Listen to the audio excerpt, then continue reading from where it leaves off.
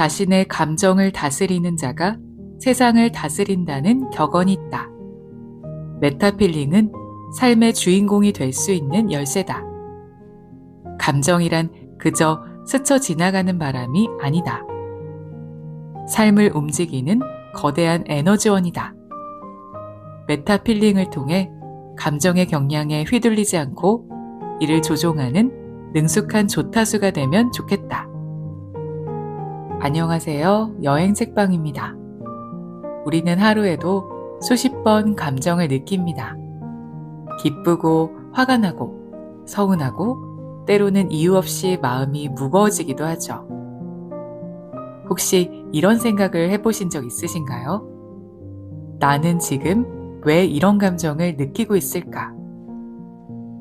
오늘 소개해드릴 책은 송호연 작가와 김성태 교수가 쓴 메타필링입니다. 메타필링이란 자신의 감정을 한 발 떨어져 바라보고 이해하고 활용하는 능력을 말합니다. 우리는 보통 감정에 휘둘리며 살아갑니다.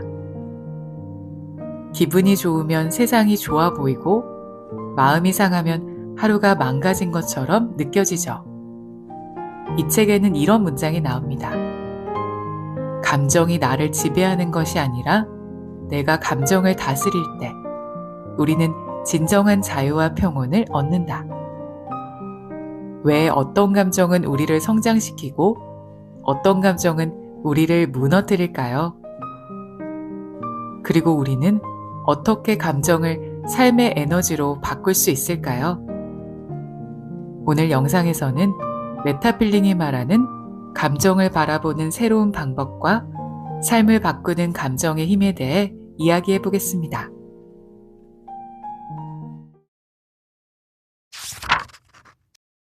감정은 축복일까, 저주일까?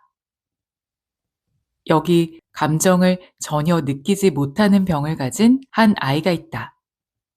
소녀는 보통 사람들이 느끼고 표현하는 감정을 도무지 알지 못한다.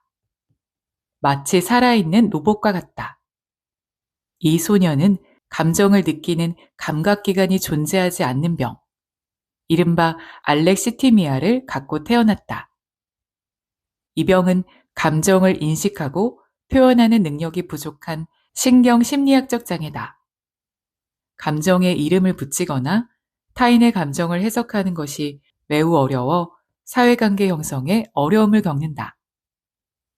이 소녀는 어린 시절부터 또래들과 다르다는 것을 느꼈지만 자신이 왜 그렇게 느끼는지조차 이해할 수 없었다. 그는 기쁨, 슬픔, 두려움과 같은 감정을 경험하지 못했다. 감정을 모른다는 이유로 괴롭힘을 당했고 친구를 사귀기도 어려웠다.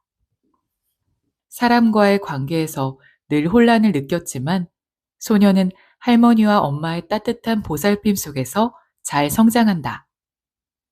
그러던 중 불의의 사고로 가족을 잃고 홀로 남겨진 소녀는 예상치 못한 많은 사건에 휘말리고 세상과 관계 맺는 법을 배우면서 진정한 내면의 성장을 이루어 나간다. 그 소년의 이름은 윤재. 손원평 작가의 소설 아몬드 속에 등장하는 인물이다. 우리 뇌 깊숙한 곳에는 편도체라는 작은 기관이 있다.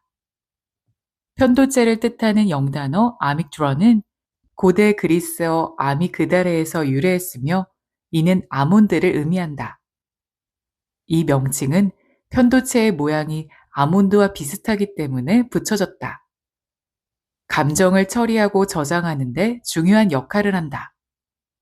위험 상황에 직면했을 때 빠르게 반응하여 싸우거나 도망치거나와 같은 생존 본능을 작동시키며 세상을 경험하고 반응하는 방식에 지대한 영향을 미치는 감정의 중추다. 윤재는 이 아몬드, 즉 편도체가 아주 작아 감정을 느끼지도 표현하지도 못하는 아이였던 것이다. 그렇다면 기쁨, 즐거움, 고통, 슬픔, 공포 등 아무런 감정을 느끼지 못하는 소년이 바라보는 세상은 어떤 모습일까? 감정을 전혀 개입하지 않고 바라본 사람들은 소년에게 어떻게 보일까?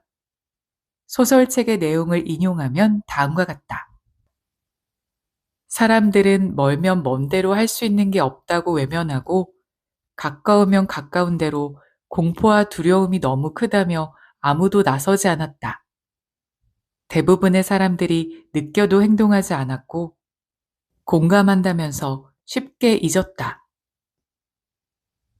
윤재의 눈에 비친 세상 사람들은 감정을 갖고 공감한다면서도 서로를 외면하고 일이 있을 때 아무도 나서지 않는 모습으로 보인다. 감정을 전혀 느끼지 못하는 한 아이의 눈에 비친 감정을 가진 우리들의 모습이다. 지금은 감정 노동 시대라고 이야기한다. 때로는 공감 불능과 감정 과잉이라는 상반된 문제를 동시에 겪고 있다. 사회적으로 요구되는 감정 표현과 그로 인한 피로감 속에서 우리는 종종 감정을 조절하거나 이해하는 것이 어려운 순간을 마주한다. 그런 점에서 감정을 느끼지 못하는 윤재의 이야기는 우리에게 깊은 질문을 던진다. 감정을 완전히 배제한 채 살아가는 삶은 어떨까? 감정이 인간관계에 미치는 영향은 무엇일까와 같은 질문 말이다. 윤재의 이야기를 통해 우리는 감정의 본질과 그 소중함을 다시금 깨닫는다. 이 작품을 읽는 동안 줄곧 스스로에게 던지는 질문은 감정은 축복일까 저주일까 하는 문제였다. 윤재의 시각을 통해 조금은 나 스스로를 돌아보고 반성하게 된다.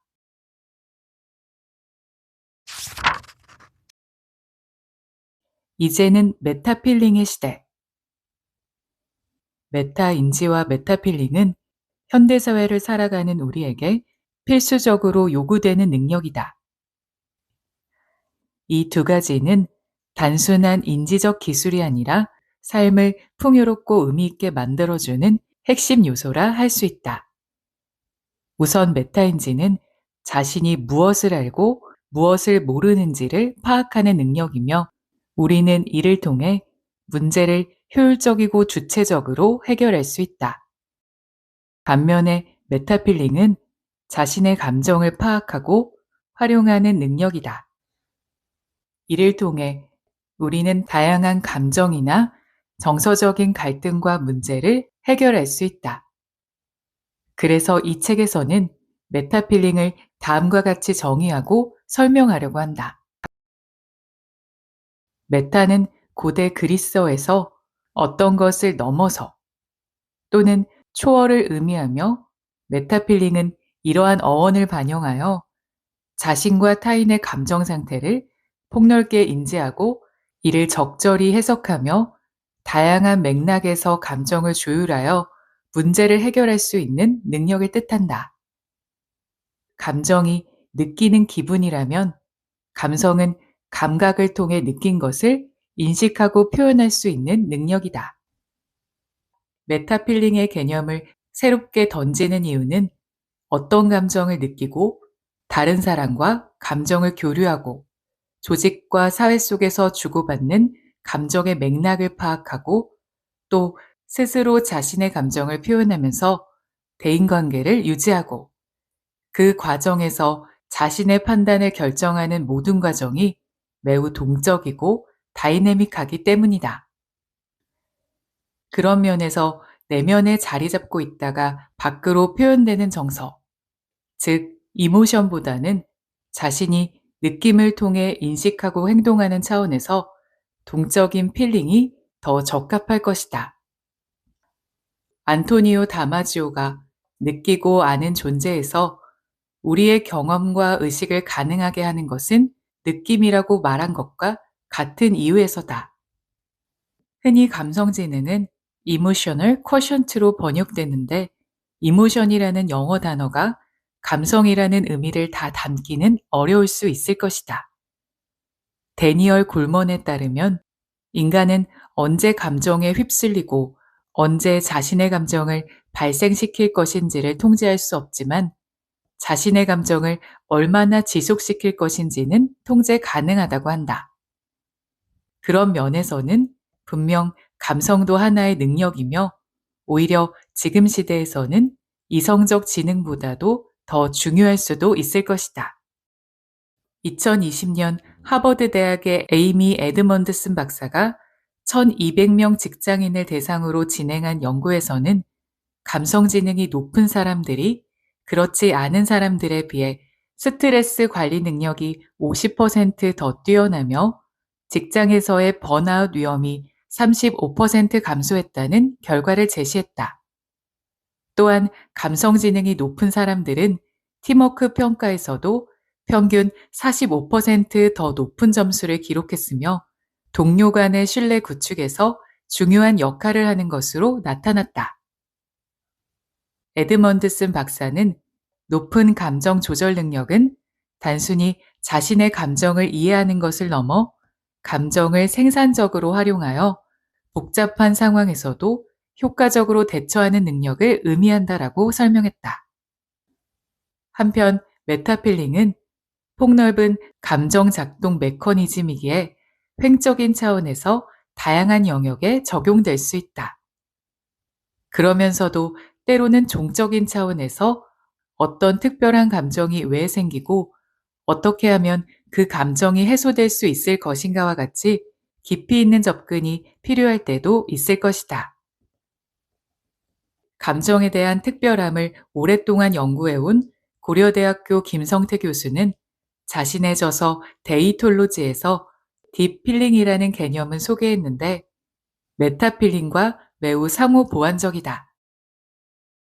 그는 딥필링을 인간의 복잡한 내면 세계와 다양한 외부 환경이 상호작용하며 만들어내는 감정 체계를 스스로 인지하고 구현해 나가는 과정이라고 했다.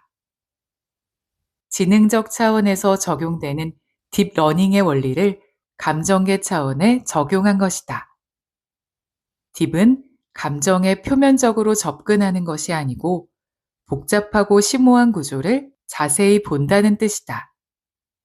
필링은 어떤 경험에서 순간적으로 갖게 되는 느낌으로 시각, 청각, 촉각과 같은 신체 감각기관이나 이미 갖고 있는 감각의 기억에 대한 지각적 회상까지도 포함한다. 또한 저자는 육감을 일종의 지각 능력으로 본다. 누구나 한 번쯤 앞으로 이런 일이 일어날 것 같다라는 느낌을 가진 적이 있을 것이다. 우리는 육감으로 상대방의 생각을 간파하거나 어떤 상황에서 분위기를 파악한다. 일이 잘 될 것 같다고 느끼거나 이사갈 집을 보러 갔을 때 집안에서 특별한 기운을 느낄 때도 있다. 그렇다면 메타필링과 디필링은 어떤 과정을 거쳐 상호 구현되는 것일까? 우리는 매일 무엇인가의 자극을 받으며 살아간다. 새로운 느낌이 형성되는 입력 단계다. 색, 모양, 냄새, 소리 등이 나를 자극하면 무언가를 느낀다. 바로 감정이다. 외부 자극과 함께 의식과 무의식이 동시에 작용하면서 순간적으로 어떤 느낌을 받는다. 이 노래 좋은데 가슴이 설렌다. 저 사람 낯설지가 않네. 왠지 친해질 것 같아. 이 냄새 어렸을 때 마당에서 낙엽 태우던 냄새와 비슷하네. 등이다. 이 모든 것이 순간의 감정에 기반한 느낌이다. 때로는 특별한 외부 자극을 받지 않아도 기억을 되새기는 중에 불현듯 어떤 감정 메커니즘이 작동하기도 한다.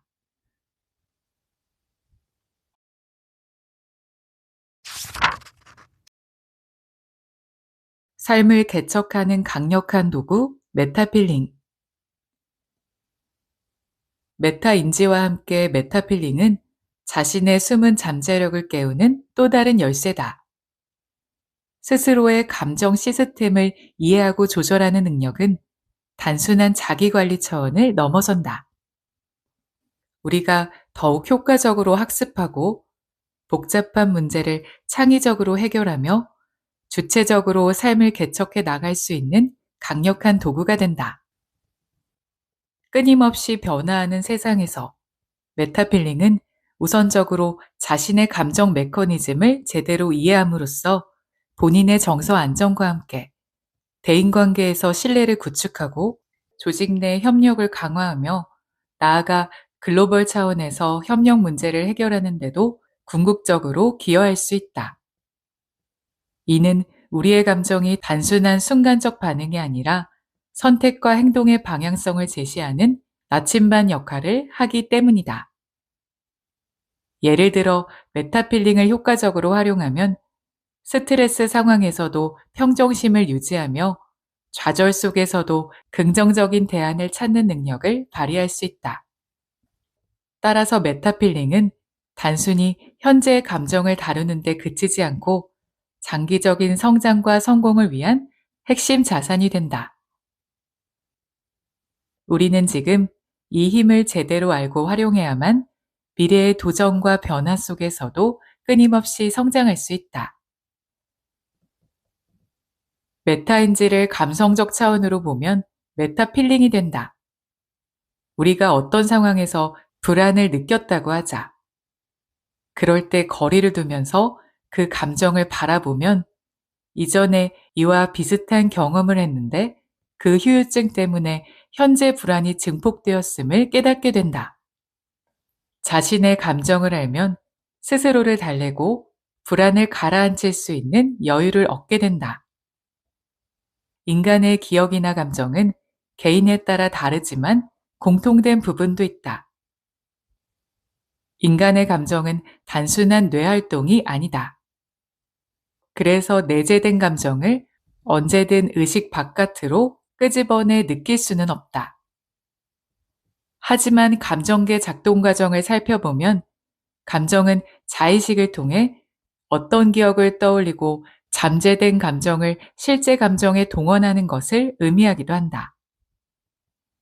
감정은 외부 자극을 받거나 새로운 경험과 함께 일어나지만 그 속도와 강도는 모두 다르다. 각자가 메타필링을 동원하여 스스로 감정 메커니즘을 작동시키면서 일련의 감정이 발생되는 것이다. 따라서 감정 기술에서 메타 감정은 중요한 요소가 된다. 아마도 이제부터는 메타필링이 메타인지와 함께 학습, 문제 해결, 자기주도 학습, 비판적 사고 등 다양한 영역에서 긍정적인 영향을 미치는 핵심 능력이 될 것이다. 안토니오 다마지오는 자신의 연구에서 감정이 이성보다 더 중요한 역할을 한다는 주장을 제시했다. 그는 뇌 손상 환자들을 대상으로 진행한 심층 연구에서 감정이 결핍되었을 때 사람들은 논리적 결정을 내리지 못하며 단순한 선택조차 혼란스러워한다는 사실을 발견했다. 대표 사례로 전두엽 손상을 입은 환자들은 이성적 사고와 기억력에는 문제가 없었지만 감정을 동반한 의사결정에서는 극도의 어려움을 겪었다. 이러한 연구 결과는 감정이 단순히 이성을 보조하는 요소가 아니라 인간의 의사결정 과정에서 필수적인 역할을 한다는 점을 강조하는 것이다. 특히 그는 감정이 없다면 인간은 의사결정의 방향을 잃는다라고 설명하면서 감정이 이성과 협력하여 최적의 결정을 이끌어낼 수 있다고 주장했다. 그는 감정을 의사결정을 위한 나침반으로 비유하면서 감정이 인간의 다양한 선택지 중에서 최적의 결과를 도출할 수 있도록 이끌어준다고 보았다. 예를 들어 환자들이 감정적 가치를 고려하지 못할 때 단순한 쇼핑 결정조차 지나치게 복잡해져서 선택을 망설이게 된다는 것이다. 2005년 미국 뉴욕 대학에서 진행된 후속 연구에서는 감정이 결핍된 사람들의 삶의 질과 사회적 관계에 미치는 영향을 분석했다. 이들이 느끼는 사회적 고립감은 평균적으로 40% 더 높고 장기적인 삶의 만족도 또한 30% 낮았다.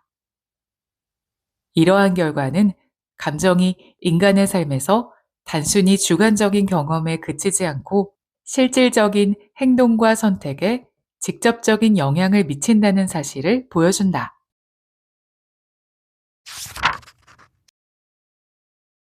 메타필링의 실천 전략, 룰러.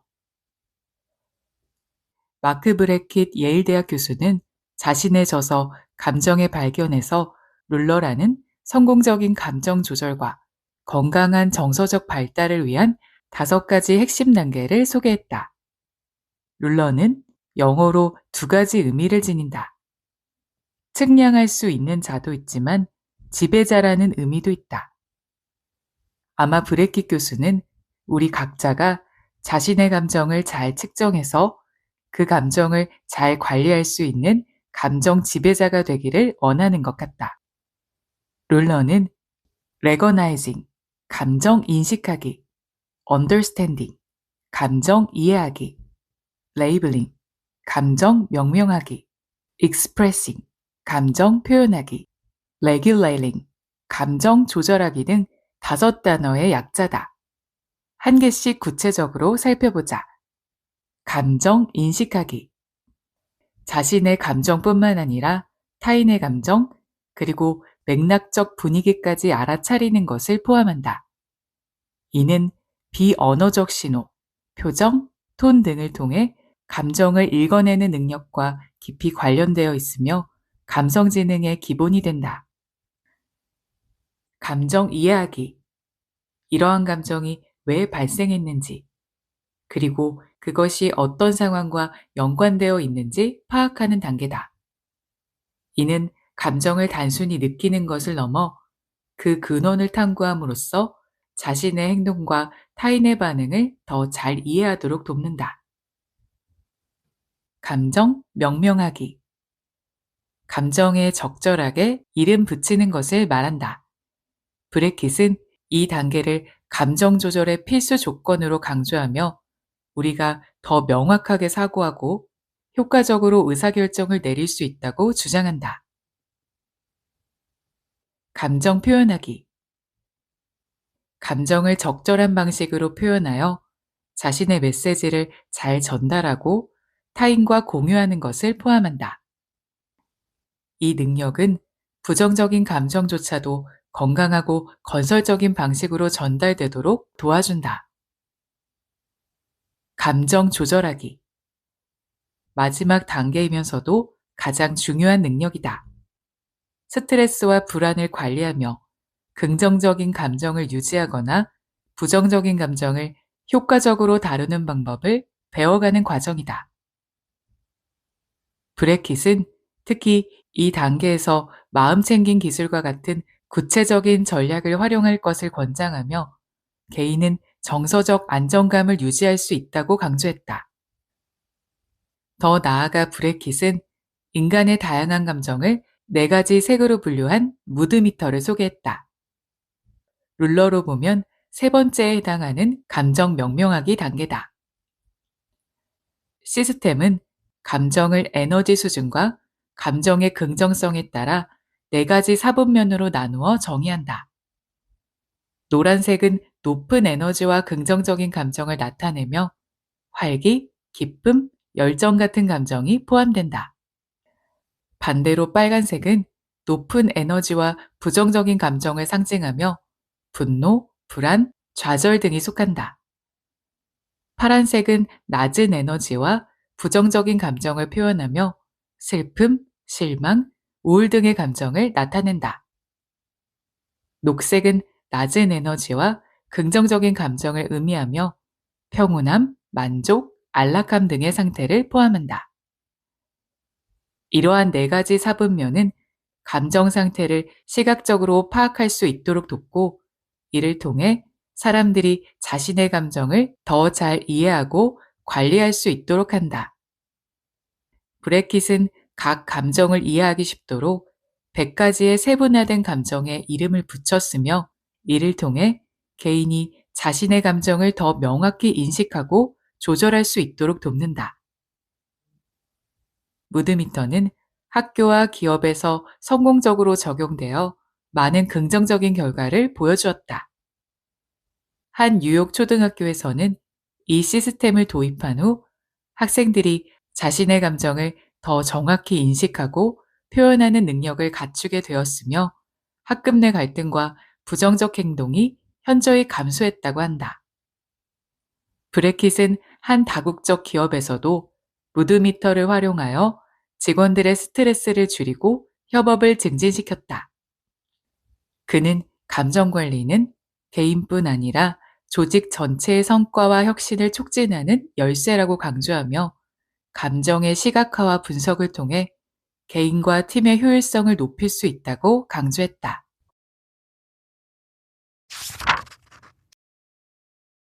행복은 강도가 아닌 빈도. 미국의 소설가이자 극작가 리타 메이 브라운은 인간의 감정과 삶의 본질에 대한 통찰력 있는 글을 많이 썼다. 그녀는 행복은 우리가 그것을 얼마나 자주 경험하는가에 달려 있다고 말하면서 일상의 작은 순간들이 행복의 중요한 구성 요소임을 강조했다. 이 말은 행복의 기원이라는 책을 쓴 심리학자 서운국 교수의 주장과도 깊이 맞닿아 있다. 저자는 행복은 강렬한 한순간만을 추구하기보다는 매일 반복되는 긍정적 순간을 통해 얻어질 수 있다고 말하며 행복해지기 위해서는 꾸준히 실천할 수 있는 작은 습관의 중요성을 강조했다. 그의 책에서 인용한 다음 글은 울림이 있다. 꿀벌은 꿀을 모으기 위해 존재하는 것도 아니고 인간도 행복하기 위해 사는 것이 아니다. 벌도 인간도 자연의 일부이며 이 자연 법칙의 유일한 주제는 생존이다. 꿀과 행복, 그 자체가 존재의 목적이 아니라 둘 다 생존을 위한 수단일 뿐이다. 간단히 말해 행복하기 위해 사는 것이 아니라 살기 위해 행복감을 느끼도록 설계된 것이 인간이다. 하지만 사람들은 일상에서 행복한 순간이 힘든 순간보다 더 많고 실제로는 행복한 삶을 살고 있는데도 내 인생은 왜 이리 힘들고 불행하지? 라고 느낀다. 왜일까? 이는 인간의 신경학적 및 심리적 기능과 깊이 연관되어 있다.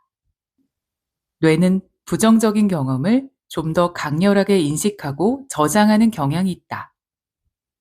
이는 생존을 위한 적응적 기능으로 위험한 상황을 학습하고 회피하기 위한 진화적 메커니즘으로 작용한다. 이는 사람들이 실제 경험하는 사건의 지속 시간보다 감정의 강도를 더 중요하게 기억하는 경향을 만든다.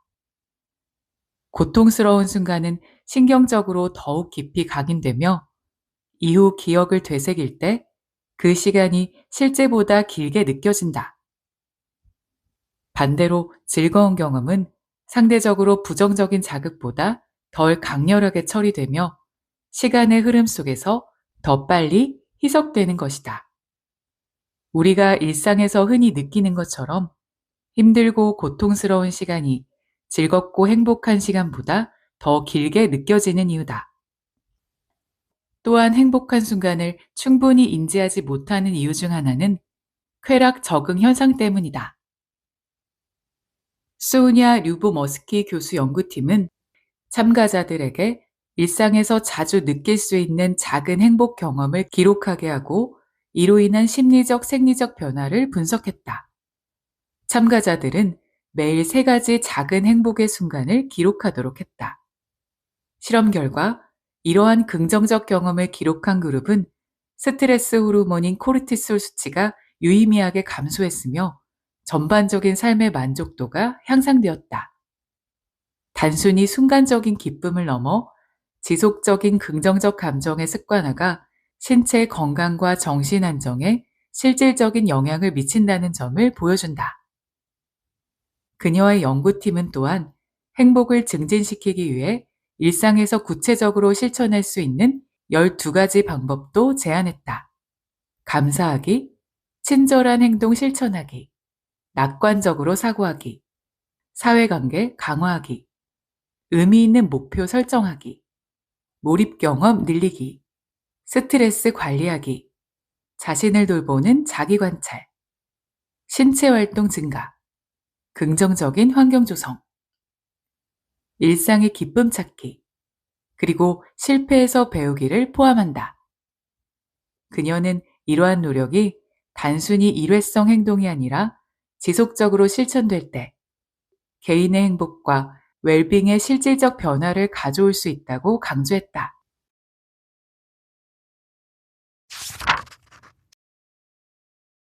목표가 아닌 일상이 되어야 할 행복이라는 가치.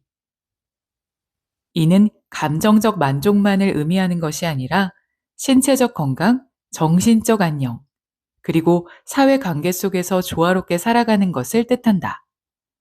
아리스토텔레스는 자신의 저서 니코마코스 윤리학에서 행복을 인간 삶의 궁극적인 목적이라고 정의하며 이를 유다이모니아라고 표현했다. 이는 단순한 쾌락이 아니라 도덕적 덕목을 바탕으로 한 충만한 삶을 의미한다. 신경과학적 관점에서도 행복은 필수 요소다. 예일대학의 신경과학자 로리 산토스는 인간의 뇌가 긍정적 경험을 반복할수록 신경회로가 더욱 강하게 형성된다고 설명한다. 다시 말해, 행복을 지속적으로 경험할 때 신경 연결이 더욱 공고해지고 스트레스와 불안을 조절하는 능력도 향상된다는 것이다. 이는 건강과 직결되며 행복한 사람들이 우울증 같은 정신질환에 걸릴 확률이 낮고 면역력도 강한 경향이 있음을 시사한다. 삶의 질을 높이기 위해서는 행복을 우선순위로 두는 것이 중요하다. 행복한 삶을 위해 필요한 요소는 돈이나 성공이 아니라 긍정적인 사고방식과 따뜻한 인간관계, 그리고 의미 있는 목표를 추구하는 과정이다. 철학자 존 스튜어트 밀은 행복을 직접 추구하는 사람보다 다른 목적을 위해 노력하는 사람이 더 큰 행복을 경험한다라고 주장했다. 긍정적인 감정이 인간의 건강과 수명에 미치는 영향은 다양한 연구를 통해 과학적으로 입증되었다. 미국의 가톨릭 수녀원을 대상으로 한 유명한 수녀 연구에서도 긍정적인 감정과 수명의 연관성이 밝혀졌다. 이 연구는 1930년대부터 시작되어 동일한 생활 방식을 유지하는 수녀들의 일기 내용을 분석함으로써 감정 상태와 장수 관계를 조사했다. 연구 결과 긍정적인 감정을 많이 표현한 수녀들이 그렇지 않은 수녀들보다 평균적으로 7년에서 10년 더 오래 살았다는 사실이 확인되었다. 이는 긍정적인 감정이 생리적 스트레스를 줄이고 장기적으로 건강한 생활을 영위하는 데 도움을 줄 수 있음을 보여준다. 이와 유사한 연구로 예일대학과 하버드대학의 공동 연구에서 긍정적인 사고방식이 노화 과정에 미치는 영향이 조사되었다. 연구진은 50세 이상의 성인을 대상으로 20년 동안 추적 연구를 진행했으며 긍정적인 노화 태도를 가진 사람들이 그렇지 않은 사람들보다 평균 7.5년 더 오래 산다는 결과를 도출했다. 이 연구는 긍정적인 감정이 단지 기분의 문제가 아니라 실제 생리적 건강에도 영향을 미친다는 점을 강조했다. 마지막으로 미시간 대학의 심리학자 크리스 피터슨과 마틴 셀리그만이 진행한 연구에서는 긍정적인 감정과 감정 기반 삶이 장기적인 건강과 직결된다는 결과를 발표했다.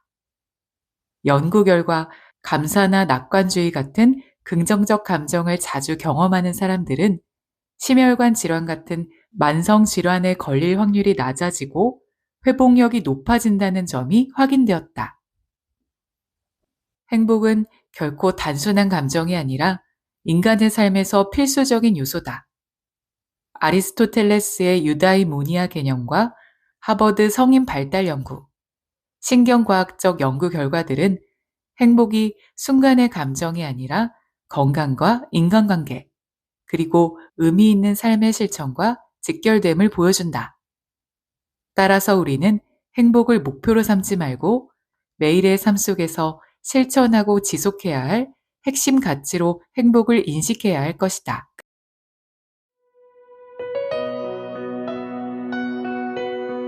오늘의 영상은 여기까지입니다. 내 감정을 한 걸음 떨어져 바라보는 순간 감정에 휘둘리던 삶에서 감정을 이해하는 삶으로 조금씩 바뀌기 시작합니다. 오늘 하루 내가 느끼는 감정을 잠시 바라보는 시간을 가져보면 어떨까요? 지금까지 여행책방이었습니다. 다음에도 좋은 책으로 찾아오겠습니다. 좋아요와 구독으로 함께 해주세요. 지금 여기에서 행복하세요.